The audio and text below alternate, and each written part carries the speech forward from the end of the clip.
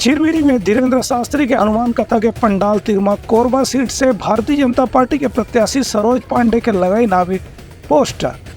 कांग्रेस के विरोध के बाद निर्वाचन अधिकारी दीन हमें नोटिस। मनेंद्रगढ़ चिरमिरी भरतपुर जिला के चिरमिरी इलाका में 26 अप्रैल के हनुमान कथा के कार्यक्रम के दौरान आचार संहिता के उल्लंघन की शिकायत कांग्रेस डहारले भाजपा नेता के खिलाफ करेगी है। बता दें कि भाजपा के कोरबा क्षेत्र के प्रत्याशी सरोज पांडे की यहाँ पोस्टर बैनर लगाए गए रही से, जबकि पंडित धीरेन्द्र शास्त्री के यहाँ कथा के आयोजन करे जाते।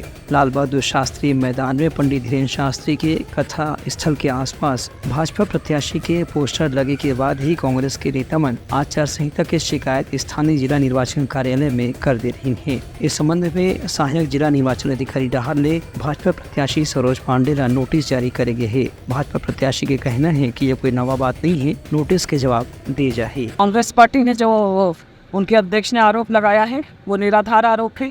वो हमेशा ही विषयों को परिवर्तित करने की कोशिश करते हैं। जब सीधी लड़ाई में नहीं जीत पाते हैं तो लड़ाई को इस प्रकार से मोड़ने की दिशा में ये गलत शुरुआत है और उस पर हम जवाब देंगे। लोगों की आस्था पे आघात है। बाबा बागेश्वर धाम में लोगों की बहुत आस्था है और अगर उस आस्था पे आघात होता है तो ये उचित नहीं है।